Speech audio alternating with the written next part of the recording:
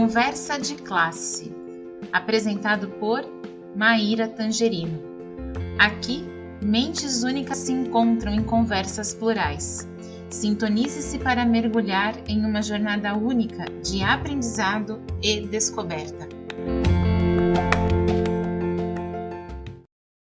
Olá, pessoal! Boas-vindas ao Conversa de Classe. E vocês sabem que aqui é aquele local que nós mergulhamos nas questões mais instigantes da educação. E hoje eu estou aqui com uma pessoa que eu admiro muito, admiro o trabalho dela. A gente já teve uma relação de professora-aluna, só que eu vou dizer, né? Eu acho que a gente mais aprendeu juntas aí do que propriamente uma relação de professor-aluno, e é aluna sim que a gente quer na nossa vida, né? Eu estou aqui com a Carla Priscila, ela é uma verdadeira especialista em educação digital e metodologias ativas, e a gente vai falar um pouquinho sobre um tema que está muito atual, que é o papel do coordenador de tecnologia na escola. E, Carla, aqui no Conversa de Classe a gente começa começando, sabe? Eu quero já te mandar a primeira pergunta. A gente sabe aí que o avanço tecnológico está transformando profundamente a forma como a gente aprende e a forma como a gente ensina. Na sua visão, qual que é o papel do coordenador de tecnologia na escola diante desse cenário em constante evolução? Carla Priscila, minha querida amiga, aluna e também professora, seja bem-vinda ao Conversa de Classe. Maíra, muito obrigada por esse convite. Estou muito feliz de estar aqui, batendo esse papo, conversando com você. Como você falou, essa relação vai muito além, né? De ser professor e aluno, e o quanto que a gente aprende, né? Estando nas duas posições aí, nas duas frentes, e quanto isso o quanto agrega e traz para a vida da gente tantos educadores, né?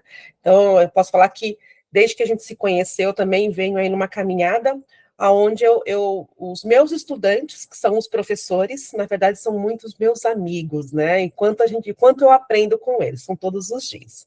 Mas já respondendo a sua pergunta, né? Ser um coordenador de tecnologia, ele tem que ter um olhar muito amplo, muito abrangente. E aí eu até fui elencando aqui alguns tópicos para a gente até conversar sobre isso. Um deles, que eu acho que assim é fundamental, é a liderança na implementação tecnológica. Né? Ele tem que ter esse olhar dessa integração das novas tecnologias, e isso inclui muito bem como avaliar, escolher as ferramentas que realmente faz sentido para aquela realidade que você está inserido. Né? Então, hoje, por exemplo, eu estou como coordenadora de inovação, né, de uma rede de educação. Então, quando eu falo de uma rede, olha só, eu tenho ali várias escolas ali que eu preciso ter esse olhar muito macro, mas respeitando também a individualidade de cada lugar, de cada região. E isso, assim, é muito importante, né? Outro item essencial, que aí a gente vai falar assim, poxa vida, né? A gente sempre vai bater nessa mesma tecla, é a formação de professores. Formar os professores, capacitá-los é algo assim que realmente assim, é essencial, né? Então, o coordenador, ele tem essa função de realmente de organizar, de conduzir essas formações continuadas, isso é ainda mais hoje em dia, e tem aquele olhar também da ferramenta como um meio e não como um fim. Antigamente, lá quando nós aprendemos, lá quando eu comecei sendo uma docente, sendo professora de informática, na verdade, na época era professora de computação, eu até lecionava a linguagem Logo, olha só, faz um tempinho aí, né? E tendo esse olhar, lá atrás a gente usava muito a ferramenta como um fim. Por exemplo, nós aprendíamos a colocar, a mudar a cor da fonte, a mudar a fonte. Então, era sempre a ferramenta como um fim.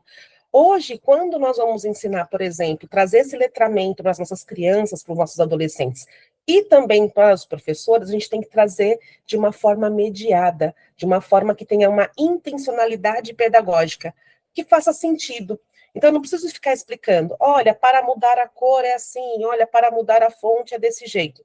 Pelo contrário, eu posso dar um desafio, né, um problema para que esse professor, para que esse estudante resolva, e a partir desse olhar, dessa resolução de problema, ele vai achar essa ferramenta e ele vai conseguir. Então, aí a gente tem também uma autonomia, uma autoinstrução desse usuário, desse professor, desse estudante. Então, a gente tem que falar que, olha, a formação e demais continuada, ela é, assim, é essencial. Outro item também que é importantíssimo é o suporte técnico, e a gente fala do suporte técnico, mas a gente tem que falar que é o suporte também pedagógico, porque nem todos têm o mesmo ritmo, nem todos têm o mesmo letramento, nem todos têm a mesma fluência, né, digital. Então, a gente precisa respeitar esse espaço, esse tempo de cada um, e esse suporte dentro da curiosidade desse educador, que faz toda a diferença. Então, por exemplo, hoje eu vou atender 2 educadores. Eles é que vão me trazer a demanda. E eu vou dar esse suporte para eles. Olha, você pode ir por esse caminho, por esse ou por esse. O que é melhor para você? Então, sempre dar essas opções também nesse suporte é super importante, né? Fomentar a inovação é diário, né? O fomento da inovação é algo que é diário, que nós precisamos, de fato, assim, estimular dentro e fora da escola, né? É uma responsabilidade, inclusive. Então, esse coordenador ele deve incentivar esse uso de novas metodologias, de novas tecnologias, e agora estão em alta a inteligência artificial, e pensando assim, como que eu posso enriquecer o processo de ensino e aprendizagem? E, novamente, olha a quinta competência da BNCC, que traz a cultura digital. É o meio, né? É perpassando por tudo e por todo ele, né? Outro item que, assim, que eu considero super importante é a segurança e a ética digital. Então, ter esse olhar para garantir a segurança dos dados, a cidadania e da cidadania, inclusive ensinar esse educador como que ele pode trazer esses elementos da educação midiática, de buscar, olha, como que eu vou checar uma informação? E muitas vezes a gente precisa fazer uma formação com o professor para que ele vivencie isso e através da vivência ele conseguir falar assim, poxa, aprendi, eu vou conseguir passar isso para os meus estudantes. Então, esse olhar, e trazer todo esse olhar mesmo da ética, da segurança, é importantíssimo. E para finalizar, assim, é colaborar com a comunidade escolar. Então, eu trabalho ali diretamente com os gestores, diretores, coordenadores, professores, mas eu também estou ali trabalhando indiretamente com os estudantes e com toda a comunidade que está ali, que frequenta esse espaço, né? Então, e isso é super importante, porque aí a comunidade tem esse olhar desse crescimento, dessa ética digital, de que neste espaço a gente sim trabalha de uma forma, ensina os alunos, né, os professores, os estudantes e a própria comunidade de uma forma muito tranquila, muito segura, e isso é uma aprendizagem que vai para a vida. Carla, que incrível, né? Quando eu falei no começo da entrevista, gente, que ela era uma especialista, tá aí, ó, ela abrange todos os pontos e acho que tem muito esse papel, né, de olhar a escola como um todo mesmo, né? Não é só a parte da tecnologia, mas o que o pessoal vem dizendo muito hoje em dia, né? Como a tecnologia pode melhorar as relações, o aprendizado e, consequentemente, melhorar a sociedade, né? E eu achei muito legal você tocar no ponto da formação de professores, né? E a gente sabe que hoje em dia a gente tem uma abundância aí de ferramentas, de recursos tecnológicos que estão disponíveis. Eu queria saber como que você vê especificamente a contribuição do coordenador de tecnologia para capacitar os professores e para garantir que eles façam um uso eficaz e significativo da tecnologia em sala de aula. A chave, Maíra, é a personalização. É como eu falei, eu estou aqui em uma rede, né, e tenho aqui as escolas que eu atendo, né, independente da rede, e aí, quando a gente fala da formação continuada, o segredo está em personalizar. Por exemplo, eu vou atender uma nova escola agora, não conheço essa escola. O quanto é importante eu sentar com esses gestores, com as coordenações, com alguns professores, fazer uma escuta de qual que é a necessidade real daquela escola. Às vezes a escola está falando assim, pô, eu quero muito que os meus alunos, que os meus professores trabalhem com metodologias ativas. Perfeito. Quais recursos você tem? O que vocês já sabem sobre metodologias ativas? Até para que eu não precise repetir aquilo que que já é da prática, e aí eu não desmotivo esses professores, e aí eu vou potencializar. Por exemplo, olha, aqui nós queremos ampliar o olhar sobre uma rotação por estação. Ok, mas nós já executamos. Então, assim, a gente não vai ficar perdendo perdendo não, né? Investindo tempo naquilo que ele já conhece. Vamos então montar uma vivência de rotação por estação, só que eu já vou trazer elementos que eles ainda não conhecem, porque meu objetivo é despertar o olhar deles. E aqui nessa rotação, por exemplo, eu posso trazer uma ferramenta de inteligência artificial, que ele vai ter autonomia para mexer. Eu posso pedir para que ele faça, de repente, algo, deixar um vídeo meu ou um vídeo que eu busquei na internet para que ele possa ouvir e dali já tirar algumas evidências que para mim é muito importante. Numa outra estação, eu peço para ele montar, por exemplo, um cartaz de como ele olha, o que ele já sabe sobre as metodologias ativas. Então, olha só, eu vou montando ali algumas estações, né? Olhando para a realidade daquela escola. E a partir dali, eu já tenho elemento suficiente para poder desenhar uma trilha de formação continuada para eles. E aí sim, eu falo assim, olha, faz sentido nós irmos por aqui? E olha, a sua equipe de educação infantil está nesse ponto, olha, os anos iniciais está nesse ponto, os anos finais e médio está aqui. Como que você quer trazer esse olhar? Então, quando a gente fala da formação continuada e personalizada, é assim, dá trabalho? Dá trabalho. Porque olhar para cada realidade, a gente tem que ter aquele feeling, né? E aquela sensibilidade, inclusive olhando assim, quais recursos eles possuem.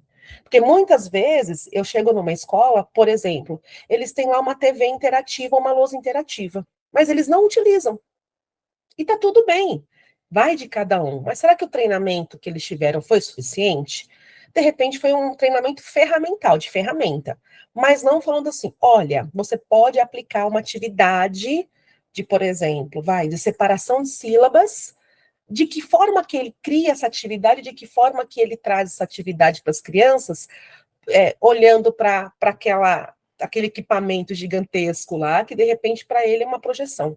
Então, ter esse olhar, ter esse carinho, esse cuidado de olhar para a escola, né? Trazer, ter essa sensibilidade de observar o que eles já sabem, o que eles possuem, e a partir da realidade dessa instituição, aí a gente montar aí uma trilha de aprendizagem que seja realmente significativa e super intencional. E aí, com isso, a gente vai ter a criação, a gente acaba criando uma comunidade entre os professores e desenvolvendo, inclusive, assim, a troca entre eles, que é super importante, e a troca daquilo que também não deu certo, viu? Porque, assim, para ser eficaz, é até legal, assim, eu estou até desenvolvendo aqui o dia do fracasso. Mas não vou chamar de fracasso, mas vai ser assim, o dia daquilo que não deu certo. Por quê? É tão importante, porque o professor, ele planeja tanto, ele desenvolve tanto, e é quando ele vai aplicar, ele fala assim, poxa, não deu certo. Aí ele tem que mudar a rota dele. E isso faz parte da aprendizagem, faz parte, essa mudança de rota faz parte. E às vezes a gente fica até frustrado. Ai, meu Deus, eu separei com tanto carinho, mas não deu certo. E a partir daí, a gente tirar o quê? O que eu aprendi com o erro? Porque nós somos de uma geração que nós temos que ser perfeitos, né? Nós somos de uma geração que tudo tem que dar muito certo. E não, somos seres humanos e vamos errar constantemente. E a partir do erro, a gente tem essa aprendizagem. Então, olha a importância da gente, inclusive, assim, nós temos que vibrar assim quando deu certo? Perfeito. Isso que já faz parte do nosso dia a dia. Essa troca, enfim. Mas também a gente precisa apresentar o que não deu certo para que até o outro fale assim, poxa, não vou fazer dessa maneira, vou fazer de um outro jeito, né? E aí, com isso, a gente vai ter o desenvolvimento de materiais, de modelagem, enfim. Muita coisa aí, de novo, um olhar contínuo e personalizado. Nenhuma formação é como a outra. E Carla, que maravilhoso você falar isso, né? Porque o nosso público aqui é, em grande parte, docentes, né? Mas também nós temos um grande público que nos assiste, que são estudantes, que ainda estão em formação, né? Que ainda vão chegar aí nas empresas, nas salas de aula, nos ambientes de trabalho. E eu estava até lembrando aqui que ontem mesmo eu estava conversando com uma pessoa, né? E dizendo assim, a gente defende tanta bandeira da personalização para o aluno, mas geralmente a formação do professor não é assim, né? A gente quer fazer uma formação padrão e espera que o professor aprenda do padrão a fazer uma personalização em sala de aula. Então, eu vejo a grandeza disso que você está falando, até para as pessoas que nos assistem entenderem que esse é o processo, né? E, além disso, eu sempre falo aqui para o pessoal que vem ao programa que o grande objetivo é a gente mostrar os reais influenciadores, né? As pessoas que estão aqui fazendo diferença na vida das pessoas e que não necessariamente são pessoas que viralizaram aí no conteúdo, né? E tá tudo bem, né? Até porque muitas vezes para a gente conseguir chegar aqui e dividir nosso trabalho é porque a gente já errou muito, viu, gente? A gente já pisou na bola, né? A gente já se enganou muito nas E o coisas. quanto é importante é assim, é a avaliação em formato de feedback. O quanto é importante a gente ter as nossas, até as rubricas, né, os critérios de avaliação, para que esses professores até também entendam que, assim, onde que eu estou errando? Onde que eu estou deixando a desejar? Então, esse movimento do feedback, ele tem que ser constante. Então, assim, a cada formação, a gente faz um formulário lá de avaliação, eu vou lá, olho a resposta, e eu coloco lá, abra o seu coração, né? Quais são suas dores, seus medos, suas angústias, o que deu certo, o que não deu, e ali, quando eu encontro alguma coisa, já, oi, professor, tudo bem? Né? Vamos trabalhar isso? O que está acontecendo? Me conta, o que aconteceu na formação que te deixou dessa maneira? E olha, e se fizer desse jeito? E aí, às vezes, essa aproximação, esse feedback um pouco mais próximo, mais individual, dá muito certo. Porque senão eu bloqueio esse professor e ele fala assim, isso não é para mim mesmo, por que eu vou tentar de novo? Né? Então, então, ter esse olhar muito carinhoso, a avaliação, o feedback, promover essas experimentações, dizer que está tudo bem, né? E se acertar, está ótimo, e se errar, está ótimo também, né? Então, a vida é assim. E Carla, eu estava pensando aqui que todo esse movimento que você está falando, ele vai muito além de apertar os botões, né? Ele tem a ver com criação de cultura mesmo. E às vezes o estranhamento que a gente tem quando a tecnologia chega na escola é ter esse entendimento mais próximo de que a gente está falando de promover cultura no ambiente escolar, né? Aí, o que eu gostaria de perguntar para você, né? Acho que o coordenador de tecnologia tem todo esse papel de integrar e promover a tecnologia, mas como que a gente pode incentivar um ambiente mesmo de cultura de inovação e experimentação entre professores e alunos aí numa instituição? Bom, ter todo um olhar de desconstrução, né, Maíra? A gente fala assim, vamos desconstruir o que a gente já sabe? A gente está falando de espaços inovadores. Mas espaços inovadores, espaços de inovação, o que é isso? O formato da sala de aula, né, só de sair daquela carteira um de trás para o outro, ou um computador do lado do outro, ou ainda promover, lembrando, a tecnologia digital é uma, a tecnologia analógica é outra. E assim, elas se complementam. Então, olha só da importância, de repente, da gente promover algo que o meu aluno acesse, tá? Num determinado momento, ou lá em casa, ele acessou, assistiu o vídeo, e quando ele chega aqui, eu vou oportunizar um ambiente mesmo, um espaço, que pode ser no pátio, pode ser na mesma sala, mas que ele faça com o outro. Então, sair desse olhar da individualidade e ir para esse olhar da colaboração, né? A individualidade, ela promove a competição, e a gente tem que ampliar a colaboração entre os estudantes. Quanto eles mais colaboram, melhor é. E com este olhar, os professores também. Então, a minha formação, por exemplo, quando eu faço, eu não deixo os professores, eu até posso começar a formação um atrás do outro, como é com os alunos, mas aí a gente desconstrói a sala inteira. Desconstrói, vai para o chão, vai para a lousa, fica carteiras em duplas, semicírculos, enfim, a importância da gente desenvolver esse olhar para esses novos espaços. Só de fazer isso, a gente já está promovendo, incentivando de uma forma, assim, muito significativa.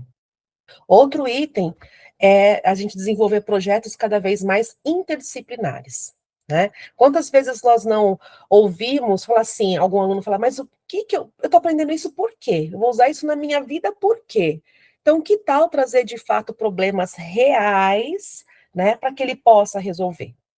Então, olha só, a gente está passando, né, nós tivemos aqui esse olhar, a catástrofe do Rio Grande do Sul. O que nós podemos fazer para ajudar? Então, ali, nós vimos filtros que pega a água, né, poluída e transforma em água limpa para poder beber.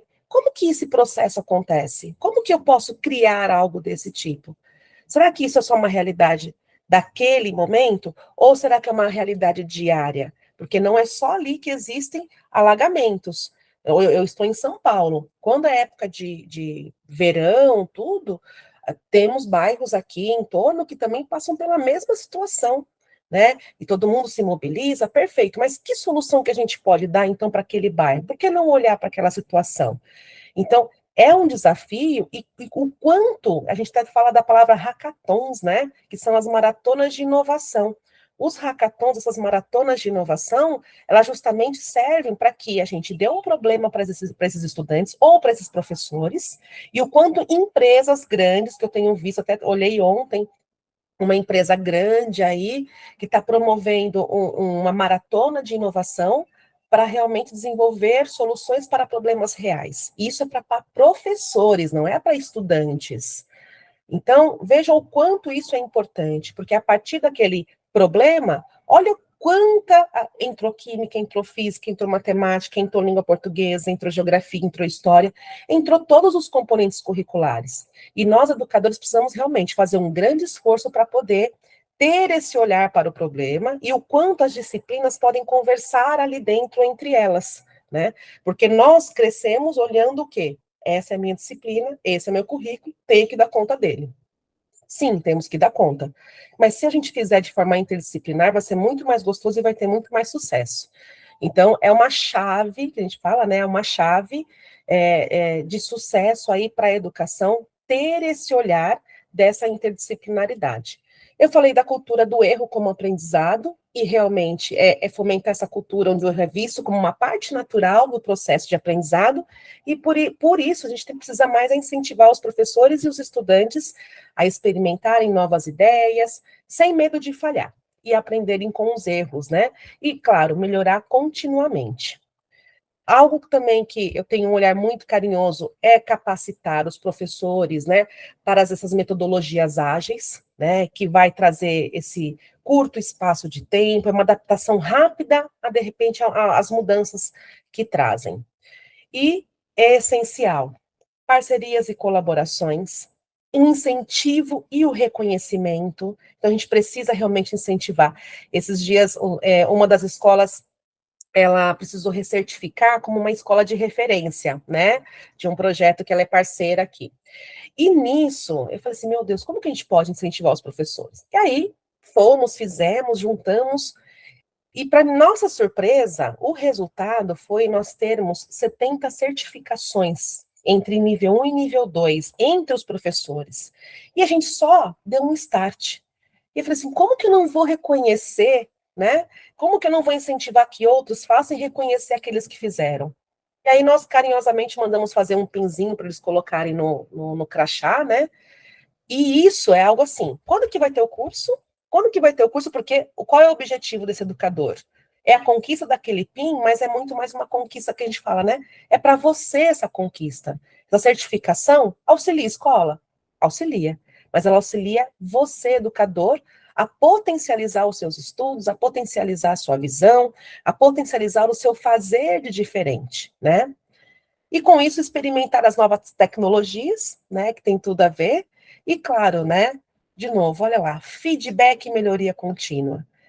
O quanto é importante a gente trazer esse olhar do feedback para que a pessoa fale assim, olha lá os critérios de avaliação de novo, né, entrando, para ela entender onde ela pode chegar. E se ela chegar ali, o que ela pode fazer além daquilo? Então, é sempre dar um olhar para ela de repente, 3 níveis de desempenho, mas quando ela chega aqui, vamos dar mais 2, 3, para ela entender que existe sempre um processo, né? É o lifelong learning, né? Aprendizagem para a vida toda. Então, como a gente pode ter esse olhar? Então, e claro, né? A comunicação e o compartilhamento de sucessos faz com que essa comunidade, nessa escola específica, todo mundo se engaje, se tenha esse comprometimento, e com isso a gente acaba trazendo, contribuindo para uma excelência uma excelência acadêmica, né? E é muito bonito, né, Carla, porque a gente fala aqui de um lugar e de um espaço, né, em que a gente se torna incentivador de pessoas, né? Eu acho que no momento aí que a docência tem enfrentado tanto apagamento, né, a gente tem visto notícias aí que poucas pessoas querem continuar nas licenciaturas, o quanto é importante também a gente mostrar que muitas vezes o ambiente da escola claro, a sala de aula ela é super importante, né? É ali que acontece muita coisa, mas é além disso também, né? A gente tem aí várias camadas, né, que a gente pode acrescentar nesse ambiente. E eu estava pensando aqui, né? Certamente tem muitos desafios e muitas oportunidades que vão surgindo aí com o uso da tecnologia na educação. Eu queria saber como que você vê quais são as principais competências e habilidades que um coordenador de tecnologia tem que desenvolver para desempenhar aí o seu papel de forma eficaz e transformadora. Vamos lá. O conhecimento técnico, ele né, essencial, não tem como... precisa realmente conhecer a ferramenta. E a gente fala assim, a partir do momento que a gente começa a fuçar, eu fui muito autodidata na minha vida toda, né? Eu lembro que quando eu comecei lá no século passado, eu recebi um livro dessa grossura, naquela época era o Windows 3.1, né? E aí eu olhei para a tela, olhei para o livro, olhei para o livro, olhei para a tela e falaram assim: o que você pode fazer? E eu, vou ser muito sincera, eu conhecia o DOS, o MS-DOS. Então eu programava, eu escrevia, né, os códigos. Falei, e aí eu me dei de conta com aquela interface bonita, né, já coloridinha. E falei, meu Deus do céu, o que eu faço? Falei, não, vamos lá. Isso eu sempre encarei como desafios, né? Peguei, aí fui dando uma folheada e fui clicando, já entendi o que era minimizar, maximizar, fechar. Falei, opa, janela. E a partir daqui, deixa eu descobrir o que se tem. Aí cheguei lá no Paint. Antiguinho, tinha só 16 cores, né? Aquela coisa toda. Mas a partir dali eu falei assim, gente, e aí eu peguei das minhas competências pedagógicas, né, porque eu cursava pedagogia nesse meio, e aí eu falei assim, por que não pedir para a criança criar aqui uma imagem a partir das formas geométricas? Opa, e aí com isso, pronto, passei no primeiro processo. A partir dali eu fui ser auxiliar de laboratório, né? Um ano depois eu já estava como professora daquele espaço. E aí, assim, nesse momento, eu não fui atrás de um curso, eu fui sendo autodidata porque eu fui me desafiando e transformando o meu dia a dia.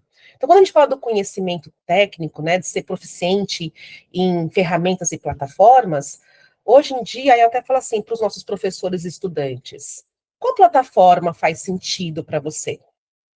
Se dedica a ela, porque antes você ter muitas estratégias em uma plataforma, do que você, de repente, conhecer 100 plataformas e não ter nenhuma estratégia para aplicar. Então, para nós, coordenadores, né, quem quiser caminhar para esse olhar da coordenação de inovação, de tecnologias educacionais, precisa compreender, né? Então, a gente tem que olhar aí para o Google Workspace ou para o Microsoft Teams, a gente tem que olhar para essas plataformas que fazem gerenciamento, olhar para a realidade que se está, é claro, né? E entender que, de repente, algumas plataformas como essas, que tem um monte de ferramenta de integração em nuvem, elas já estão aí gratuitas para a instituição de ensino, e poucas instituições sabem. Então, é importante saber trazer, implementar e a partir dali começar a formar. E sempre na hora de formar, aí eu vou trazer a minha competência pedagógica, né? A minha especialidade. Ah, Carla, mas é só quem é pedagogo? Não, eu tenho coordenadores de tecnologia da área de história, né? O Bruno Reis, que já esteve aqui com você, ele é um dos meus coordenadores lá em Belo Horizonte. Então, ele é da área de história, mas ele se encantou tanto pela tecnologia que ele fez, juntou o útil ao agradável. E é um excelente coordenador de tecnologia e continua como um professor de história. Então, olha só, é somar, né, as suas habilidades, as suas competências. O que é importante? Você precisa ter liderança e gestão. Então, é o olhar macro, é o olhar para o todo, porque a gente falou de professores, né? Eu gosto de usar muito a palavra educadores, porque quando a gente fala de educadores, eu estou olhando, inclusive, para aquele pessoal da manutenção, sabe aquele pessoal que cuida com tanto carinho da nossa escola? A gente precisa olhar para eles também, a gente precisa trabalhar a formação tecnológica dessas pessoas. É aquela equipe administrativa que às vezes fica escondida lá naquela sala, né? Captando matrículas, trabalhando financeiro, cuidando, o RH cuidando, mas e eles? Eles também precisam. Então, é esse olhar macro que vai além dos professores, né? E, inclusive, pais. A gente tem um coordenador que faz formação com os pais. A gente abre momento, e esses momentos com os pais, Maíra, se eu te falar que é sucesso. Porque eles vêm e aí eles entendem, por exemplo, a gente usa muito o Google Sala de Aula, né? E os nossos alunos utilizam, eles dominam, mas os pais entendem? Não. E quando nós trouxemos os pais, falar assim, ó, essa aqui é a ferramenta de comunicação professor-aluno. Qual que é o seu papel, pai, né, mãe, responsável? É acompanhar. Como que você faz para acompanhar? E aí nós mostramos as abinhas de acompanhamento, até para ele poder, de fato, não interferir, não fazer por ele, mas assim, como que ele pode acompanhar se ele entregou a atividade, se não entregou. Quando os pais compreenderam o uso da ferramenta, eu tive um apoio assim, então aí agora eu tenho eu não tenho um problema, né? Eu gosto de falar que não é um problema, mas eu já tenho solução, porque os pais falam assim: o professor de inglês não está usando o Classroom. Eu falo, então vamos trabalhar o professor. Deixa eu ver. Aí eu vou lá conversar com o professor de inglês para entender o que está acontecendo, qual é a sua dificuldade. Então, olha só, a comunidade gera a demanda para a gente realizar também as formações. Competências interpessoais, né? Trazer aí um olhar para a comunicação eficaz, colaboração, empatia e principalmente paciência. Porque às vezes a gente fala assim, meu Deus, mas aquele professor, ele veio de novo com a mesma pergunta. Sim, ele vai vir uma, ele vai vir duas, ele vai vir três, porque existe a insegurança. Então eu preciso ter a empatia, né, me colocar no lugar dele justamente assim, ele também está aprendendo. Né? Mas o aluno sabe mais do que ele. Sabe. O aluno pulsa em tudo, né? Mas a proficiência ali, a docência é dele. Então, como ele está com dificuldade de saber como que ele faz para integrar. Então, às vezes, não é nem a dificuldade ferramental, mas assim, como que eu posso propor essa atividade diferente para o meu estudante, para que ele possa usar o que ele sabe, né? Então, é dizer, calma, professora, calma o coração, vai dar tudo certo, né? Ter um pensamento crítico e inovador, isso assim, ter a capacidade de pensar criticamente e de resolver problemas de maneira criativa. Então, sempre quando chega para mim, Carla, olha, os professores dessa escola aqui, eles, por exemplo, a gente está chegando aqui, educação infantil, eles estão discutindo o portfólio. Como fazer o portfólio?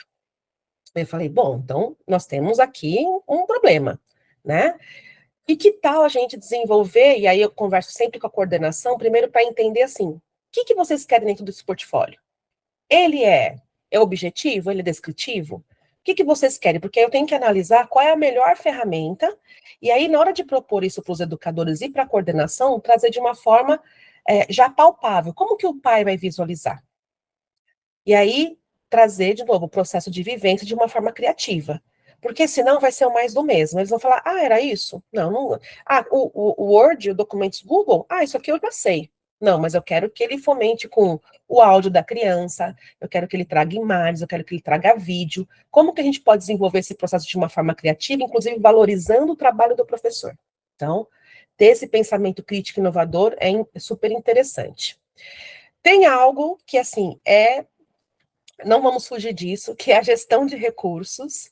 Então, pensar, sentar com a escola e definir orçamentos é importantíssimo, é algo que, assim, não faz muito parte do nosso dia a dia, mas é preciso até para que a gente possa pensar em novos investimentos futuros, onde eu posso chegar, pensar, olha, se eu for incentivar os professores, que elemento que eu vou trazer, e, inclusive, a gente fala da gestão de recursos para o próprio coordenador. Então, assim, eu preciso continuar me aprimorando, me aperfeiçoando. Então, eu também tenho que investir em mim. Que curso que eu vou fazer?